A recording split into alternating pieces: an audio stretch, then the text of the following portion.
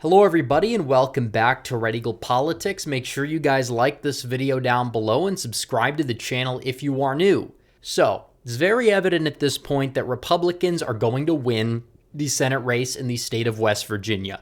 It's also very evident that Democrats are likely going to come up short in Texas, in Florida. They're likely going to get trounced in Missouri despite them being delusional enough into believing they're going to win the Senate race in Missouri. So the Senate will kind of depend on two states in terms of flipping the Senate back, and both are states that went for Trump by nearly 10 points, or in the case of Montana, like nearly 20 points. And as a result, if Republicans win Montana or Ohio, they're going to have the Senate. That's basically the way it is. Everybody agrees. And these are states that are heavily Republican states at this point. Ohio's moving to the right. Montana is to a certain extent moving to the right as well compared to where it was about a decade ago or so, especially down ballot Montana, where you have increased polarization compared to 2012, for example, where Democrats won the Senate race there. And on top of that, they won the governorship there. But you got to look at the big picture here.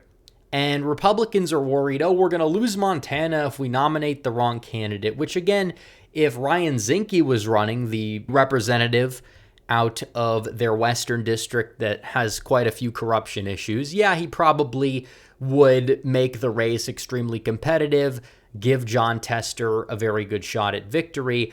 But there is kind of like this primary civil war building up, kind of how we saw across the country in 2022.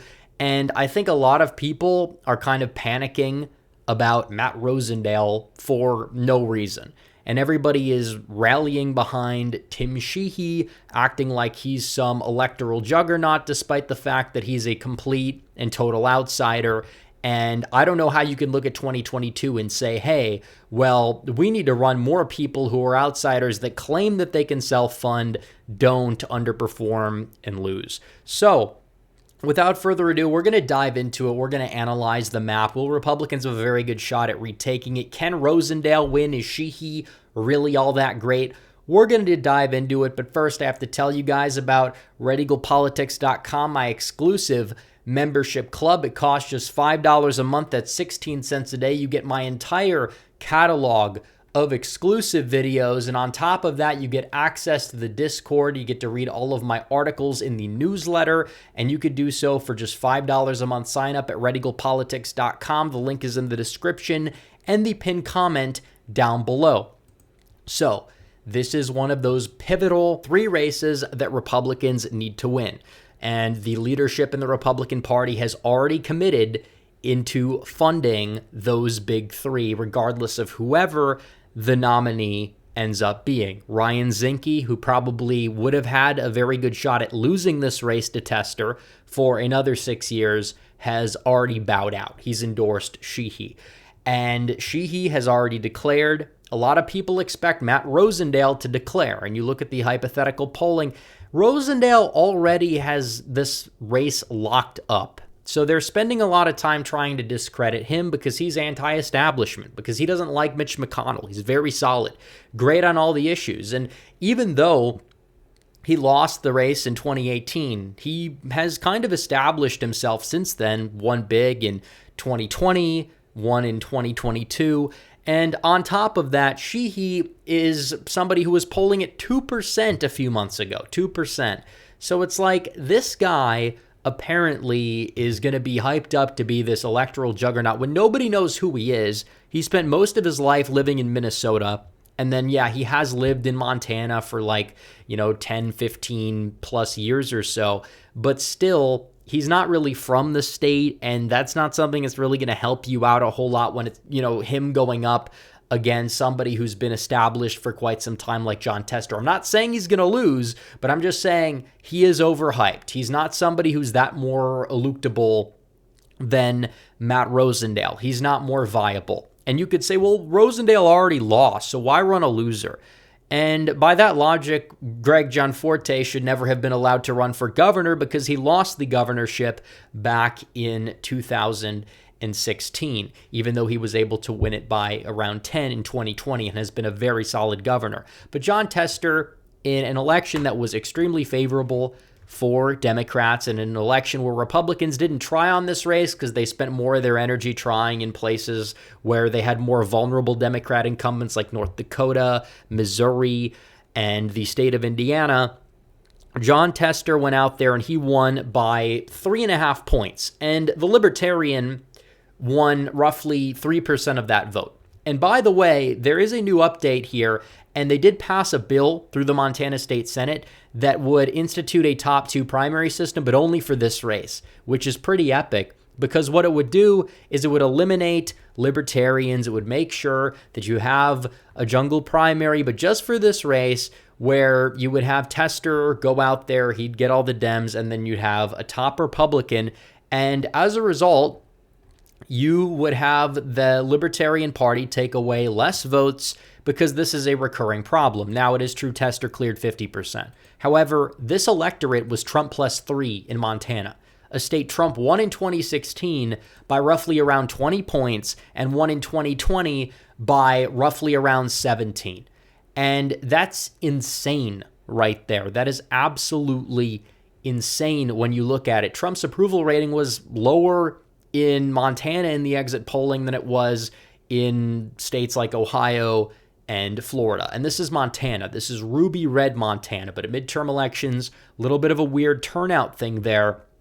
And this is true. But in a presidential year, let's say Trump only takes it by 14. Do you think that Jon Tester is going to outrun Biden on the net margin by 15 points? I don't see that happening regardless. And Rosendale's more established now. He is going to get funding. And on top of that, I think this is an easily flippable seat regardless of who the nominee is. Steve Daines is going to try to work hard for his home state because he wants another Republican senator in there, more so than anybody. And last time he won, he faced Steve Bullock. And this was the biggest ticket split, by the way, of 2020 in terms of the Senate races.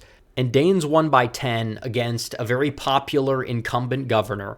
Meanwhile, Trump won the state by 16. So he underperformed Trump on a net based off of the margins by 6. And you could say, well, Daines is an incumbent, so he's a little stronger. Fine, let's even say 8 to 9 points of a ticket split. Trump is not winning Montana by less than 10.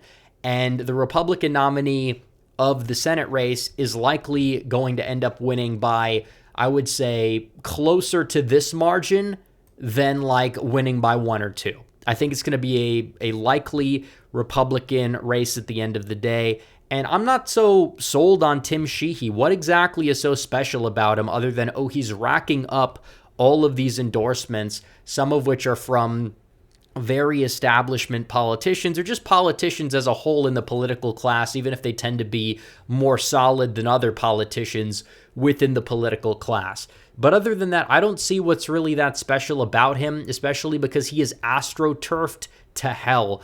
And we'll see what happens in the ensuing polls that we see here. But he's down in the most recent poll by 54 percentage points. Is he really going to be able to overcome that? I think it does depend on the Trump endorsement. It depends on a lot of other things. Matt Rosendale will have the backing probably for Club for Growth. He's one of their rare solid endorsements. Sheehy is, kind of having a unique support base in the primary because he's kind of getting support from both wings, but it really seems as if he's the type of guy that gives off the vibes that he's going to go in there and he's going to have a neocon voting record on foreign policy and probably be apathetic to a lot of issues that are causing America's decline. He's just going to be a run-of-the-mill senator, which honestly, is he better than Jon Tester? Absolutely. I would not disagree with that whatsoever. But still, you have an opportunity in a solid red state to get somebody in there who is viable, who is electable, and can win and would win. And I don't think that we need to be settling in a state that is this red. And you could say, well, what about the past? Because Tester is that strong. And Tester has had a unique support base, I guess you would say. The fact that he was able to withstand 2018 kind of showcases that, even though I think Republicans didn't try a lot in Montana, West Virginia, Ohio. Then I think they probably could have flipped all three if they had, the right allocation of resources, or if they knew how close the races would be at the end of the day. I think they would have kind of funded them a little bit differently. But still, that's a little bit beside the point. Tester going out there, winning by 3.5 points or so in a year where you had a Trump plus 3 electorate voting in the state, and in a year where Democrats just won big everywhere, kind of showcases that, okay, well, he's vulnerable in a more even national environment for a presidential year. In 2012, Tester did not even break 50% of the vote, and this was the last time he was in a presidential year. He got 48% of the vote. I believe Obama got like 42% of the vote on that same ticket. And the Republicans got 45, but then you had Dan Cox, not related to the guy who ran for governor in Maryland, by the way, not that Dan Cox, but Montana Dan Cox. But Cox screwed Danny Redberg big time and got nearly 7% of the vote. And even if you say, well, if you kind of divide that support up based off of how that 7% would go, maybe Tester would still narrowly prevail.